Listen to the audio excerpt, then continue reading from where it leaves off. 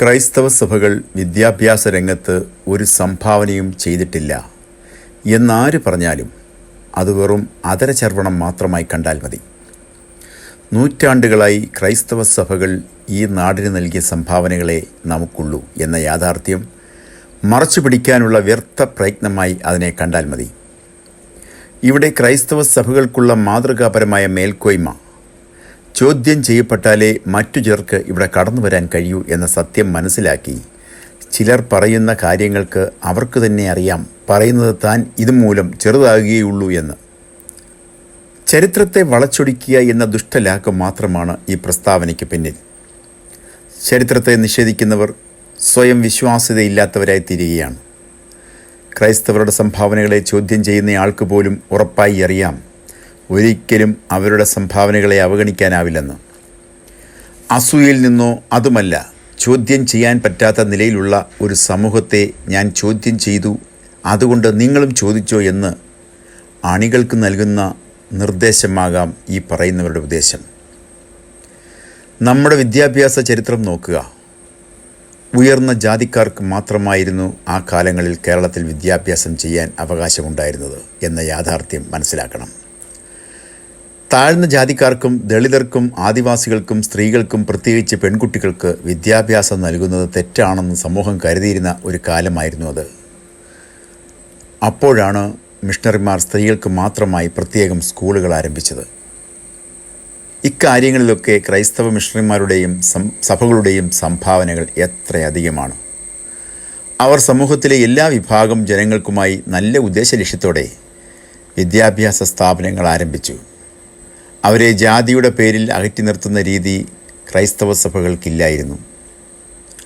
കേരളത്തിൻ്റെ അഭിമാനമായ ആദ്യ കോളേജ് 1817 മിഷണറിമാർ ആരംഭിച്ച കോട്ടയം CMS കോളേജായിരുന്നു.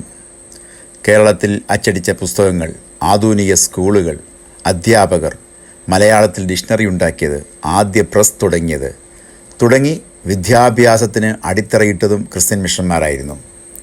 ഒരു വേർതിരിവുമില്ലാതെ ജാതിമത ഭേദമില്ലാതെ എല്ലാവരെയും ഒന്നായി കാണാൻ ക്രിസ്ത്യൻ മിഷണറിമാർക്കേ കഴിയൂ. ക്രൈസ്തവ മാനേജ്മെൻറ്റുകൾ, കോളേജുകൾ ഏറ്റവും നല്ല വിദ്യാഭ്യാസം നൽകുകയും മാനുഷിക മൂല്യങ്ങൾക്ക് വളരെ പ്രാധാന്യം നൽകുകയും ചെയ്യുന്നു. ഈ സ്ഥാപനങ്ങൾ പഠിച്ച എത്രയോ പേരിന്ന് ഇന്ത്യയുടെ അഭിമാനമായി ശിരസ്സുയർത്തി നിൽക്കുന്നു. അന്നും ഇന്നും മനുഷ്യവാസമുള്ള പ്രദേശങ്ങൾ അത് എത്ര കുഗ്രാമമാണെങ്കിലും ചെങ്കുത്തായ മലനിരകളാണെങ്കിലും വിവിധ ആദിവാസി ഊരുകളിലും മനുഷ്യത്വത്തിൻ്റെ, സ്നേഹത്തിൻ്റെ, കരുതലിൻ്റെ കരസ്പർശവുമായി ആദ്യം ഓടിയെത്തുന്നതും ക്രൈസ്തവ മിഷണറിമാരാണ്. അങ്ങനെയൊന്ന് ലോകത്ത് മറ്റാർക്കെങ്കിലും ചൂണ്ടിക്കാണിക്കാനാകുമോ? നിർഭാഗ്യവശാൽ ക്രൈസ്തവരുടെയും മിഷണറിമാരുടെയും സംഭാവനകൾ മറക്കാനോ ത്യജിക്കാനോ ഇക്കാലത്ത് ആവേശം കൂടി വരുന്നു എന്നതാണ് സത്യം. ഇത് നന്ദികേടാണ്. സമൂഹത്തിന് നല്ല സംഭാവനകളൊന്നും നൽകാത്തവർക്ക് ഇതല്ല ഇതിലപ്പുറവും പറയാം. കാരണം അവർക്ക് ആരോടാണ് സ്നേഹം? അവരുടെ പ്രത്യയശാസ്ത്രത്തോടല്ലാതെ. ക്രൈസ്തവ മിഷണറിമാർ ഭാരതത്തിൽ വന്നത് മതം മാറ്റത്തിനോ? ചരിത്ര തെളിവുകളുടെ അടിസ്ഥാനത്തിൽ brother Anil V Ayyappan social മീഡിയയിൽ എഴുതിയ ഒരു പോസ്റ്റ് വളരെ ശ്രദ്ധേയമായി തോന്നി. അതിങ്ങനെയാണ്: മിഷണറിമാർ ഇവിടേക്ക് വന്നത് മതത്തിൽ ആളെ ചേർക്കാൻ വേണ്ടിയാണ് എന്നും ആരോപണം പൊങ്ങി വരികയുണ്ടായി. അവർക്കെല്ലാമുള്ള മറുപടിയായിട്ടാണ് ഞാൻ ഈ പോസ്റ്റ് ഇടുന്നത്.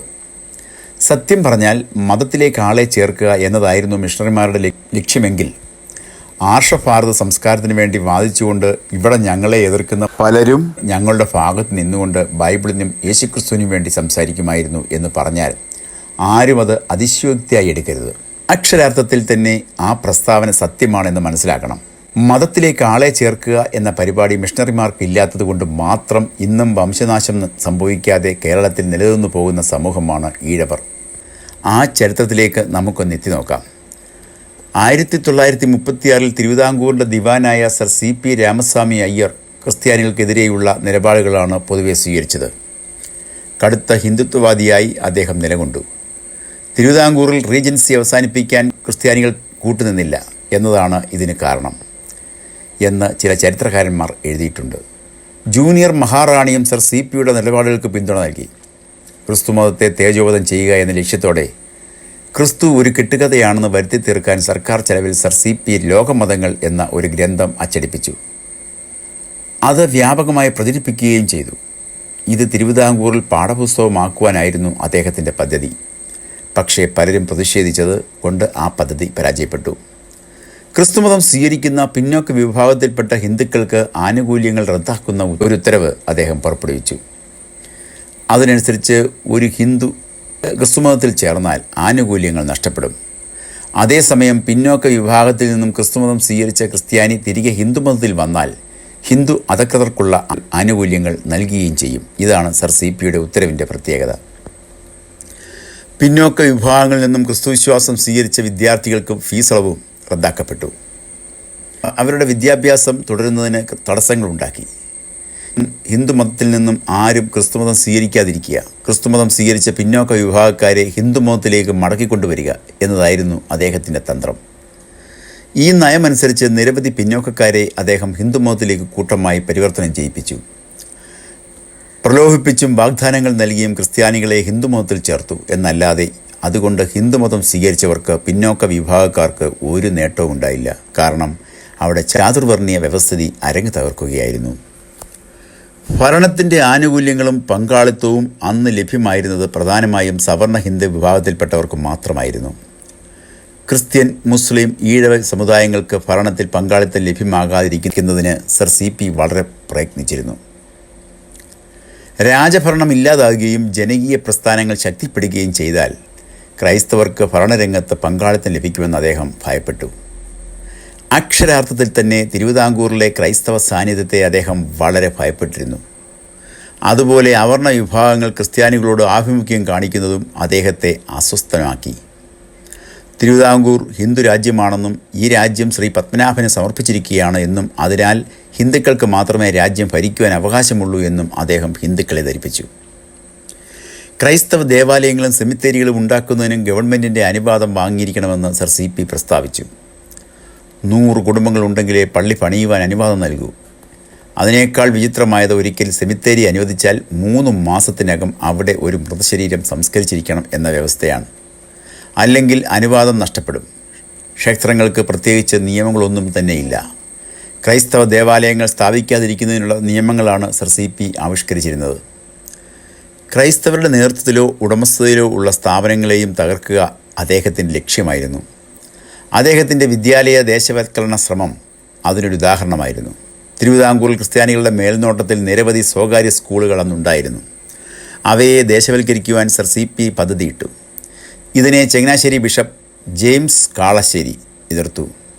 ബിഷപ്പ് കാളശ്ശേരിയെ പ്രോസിക്യൂട്ട് ചെയ്യുവാൻ ഗവൺമെൻറ് നോട്ടീസ് അയച്ചെങ്കിലും ജനങ്ങളുടെ പ്രതിഷേധം കണ്ടപ്പോൾ സർ CP തന്ത്രപൂർവ്വം നോട്ടീസ് പിൻവലിച്ചു.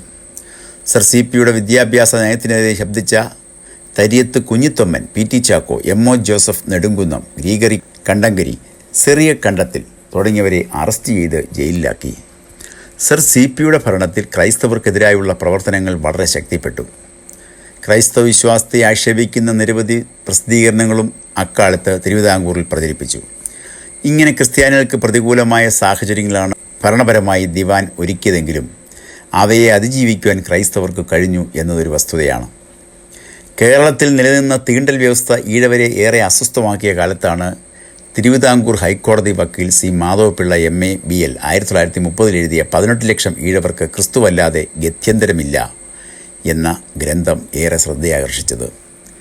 C. മാധവൻപിള്ള ആ പുസ്തകത്തിൽ എഴുതുന്നു, പാശ്ചാത്യ ബന്ധത്തിൽ നിന്നും ഇന്ത്യക്ക് ലഭിച്ച പ്രധാന ഗുണം ഇംഗ്ലീഷ് വിദ്യാഭ്യാസം നമുക്ക് സ്വാധീനമാക്കി തന്ന പരീക്ഷണ ശക്തിയും സ്വാതന്ത്ര്യ ചിന്തയുമാണ്. കാര്യങ്ങളെ കണ്ണടച്ച് വിശ്വസിക്കുന്നവരായ നാം അവയുടെ കാരണങ്ങളെപ്പറ്റി കൂടി ആലോചിക്കുവാൻ തുടങ്ങി. ഹിന്ദു വ്യവസ്ഥകളനുസരിച്ച് ഉത്കൃഷ്ട ജാതിക്കാർക്ക് മാത്രം സ്വാധീനമായിരുന്ന വിദ്യാധനം ക്രിസ്ത്യൻ ബ്രിട്ടീഷ് ഗവൺമെൻറ്റിൻ്റെ ഭരണത്തിന് ജാതി മതഭേദം കൂടാതെ ആർക്കും കരസ്ഥമാക്കുവാൻ സൗകര്യം ലഭിച്ചു. വിദ്യാസമ്പാദന വിഷയത്തിൽ ബ്രാഹ്മണനെയും ശൂദ്രനെയും ഈ ഗവൺമെൻറ് തുല്യാവകാശികളാക്കി. ബ്രാഹ്മണർക്ക് മാത്രമേ വിദ്യ അഭ്യസിക്കുകയും ജ്ഞാനം സമ്പാദിക്കുകയും ചെയ്യാവൂ എന്നുള്ള ഹിന്ദുക്കളുടെ പുരാതന ചട്ടങ്ങളെ ഭേദപ്പെടുത്തി. ആദ്യകാലത്ത് ക്രിസ്ത്യൻ മിഷണറിമാർ കൈയിനാൽ പണം ചെലവിട്ടും അധകൃത ബാലന്മാരുടെ വിദ്യാഭ്യാസത്തിന് അവരെ പ്രോത്സാഹിപ്പിച്ചിട്ടില്ലേ? നേരെ മറിച്ച് ഉത്കൃഷ്ട ഹിന്ദുക്കൾക്ക് സ്വാധീനശക്തിയും സംഖ്യാബലവും കൂടിയിരുന്ന സ്ഥലങ്ങളിൽ അധകൃത ബാലന്മാർക്ക് പ്രവേശനം അനുവദിക്കാത്ത പള്ളിക്കൂടങ്ങൾ ഇന്നുമില്ലേ? ഇന്ത്യയുടെയും ലോകത്തിൻ്റെയും നാശത്തിന് പ്രധാന കാരണമായ ജാതിരാക്ഷസനെ ഹനിക്കുന്നതിന് ഇന്നത്തെ ക്രിസ്ത്യൻ വിദ്യാഭ്യാസം പോലെ ശക്തിമത്തായ വേറൊരു ആയുധം ഇന്ത്യയിൽ മുൻപുണ്ടായിട്ടുണ്ടോ? 32 64 അടികൾ വീതം അകലെ വഴിമാറി കൊടുത്തിരുന്ന ഈഴവർ, പുലയർ മുതലായവർ ക്രിസ്തുമതവും ക്രിസ്ത്യൻ വിദ്യാഭ്യാസവും സ്വീകരിച്ചു കഴിഞ്ഞാൽ ചിലപ്പോൾ ബ്രാഹ്മണരോടൊപ്പമോ ഒരേ മേശപ്പുറത്തുള്ള ഭക്ഷണ സാധനങ്ങളിൽ പങ്കുകൊള്ളുന്നില്ലേ? ഇന്ത്യയിലെ ഈ പുതിയ വിദ്യാഭ്യാസ വർധനവിൽ ഏറിയ വിഭാഗത്തിൻ്റെയും ചുമതല വഹിച്ചിട്ടുള്ളത് ഇംഗ്ലണ്ട്, അമേരിക്ക മുതലായ രാജ്യങ്ങളിൽ നിന്നും വന്നിട്ടുള്ള പ്രൊട്ടസ്റ്റൻ്റ് മിഷണറിമാരും ഫ്രാൻസ്, ബെൽജിയം മുതലായ രാജ്യങ്ങൾ അയച്ച കത്തോലിക്ക പാതിരിമാരുമാണെന്നുള്ളത് സർവ്വസമ്മതമായ കാര്യമാണ്. ദക്ഷിണേന്ത്യയിലെ ഇന്നത്തെ പ്രസിദ്ധ പൗരന്മാരിൽ ഏറിയ ഭാഗവും വില്യം മില്ലർ എന്ന സ്കോട്ടിഷ് മിഷണറിമാരുടെയും അതുപോലെ തന്നെ തൃശ്ശനാപ്പള്ളിയിലുള്ള കത്തോലിക്ക വൈദികന്മാരുടെയും ശിഷ്യന്മാരാകുന്നു. ഹിന്ദുക്കളുടെ മഹനീയ പുരാണങ്ങളെയും ഗ്രന്ഥങ്ങളെയും മറ്റാരെയും കാണിക്കാതെ കേൾപ്പിക്കാതെയും പൂട്ടിവച്ചിരുന്ന അനേകം നൂറ്റാണ്ടുകളിൽ നായർ സമുദായത്തിൽ നിന്നും ഒരു ഡോക്ടർ നായരെയോ, ഒരു ശങ്കരൻ നായരെയോ, ഈഴവ സമുദായത്തിൽ നിന്നും ഒരു ഡോക്ടർ പൽപ്പുവിനെയോ ടി.കെ. മാധവനെയോ സൃഷ്ടിക്കാൻ കഴിഞ്ഞിട്ടുണ്ടോ?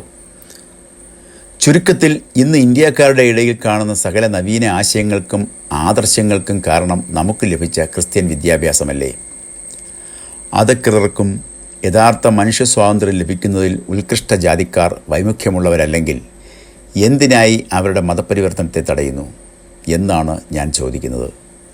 മതപരിവർത്തനം മൂലം പുലയന്മാർക്കും പറയന്മാർക്കും ഗുണമല്ലാതെ ദോഷമുണ്ടായിട്ടില്ല.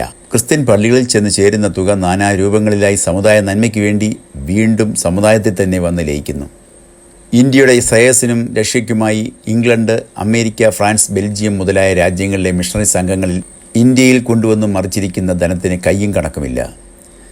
ഈ ക്രിസ്ത്യൻ മിഷണറിയായ ഡോക്ടർ മില്ലർ എന്ന സ്കോട്ടിഷ് ധ്വര മദ്രാസ് പട്ടണത്തിൽ മാത്രം 50 ലക്ഷത്തോളം രൂപ വിദ്യാഭ്യാസത്തിനായി ചെലവ് ചെയ്തിരിക്കുന്നു.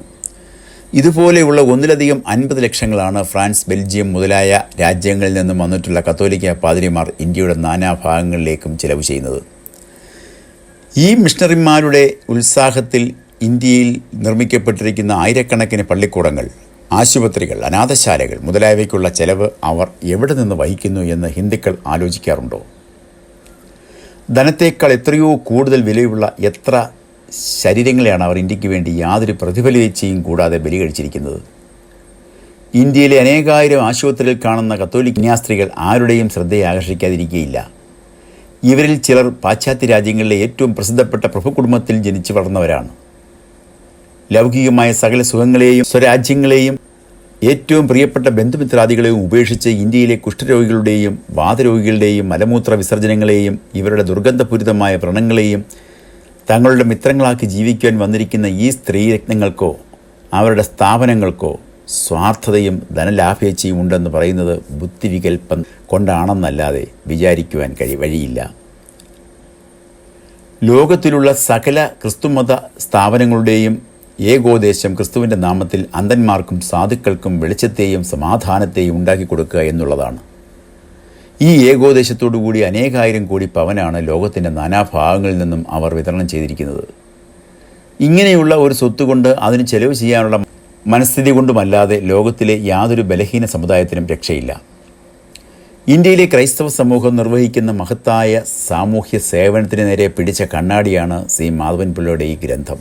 പിന്നോക്ക വിഭാഗങ്ങളുടെ സാമൂഹികവും സാംസ്കാരികവും വിദ്യാഭ്യാസപരവുമായ സാമ്പത്തികവുമായ പുരോഗതിക്ക് ക്രൈസ്തവ മിഷണറിമാരുടെ ത്യാഗപൂർവമായ മനുഷ്യസേവനമാണ് സഹായമായതെന്ന് അദ്ദേഹം സമർപ്പിക്കുന്നു.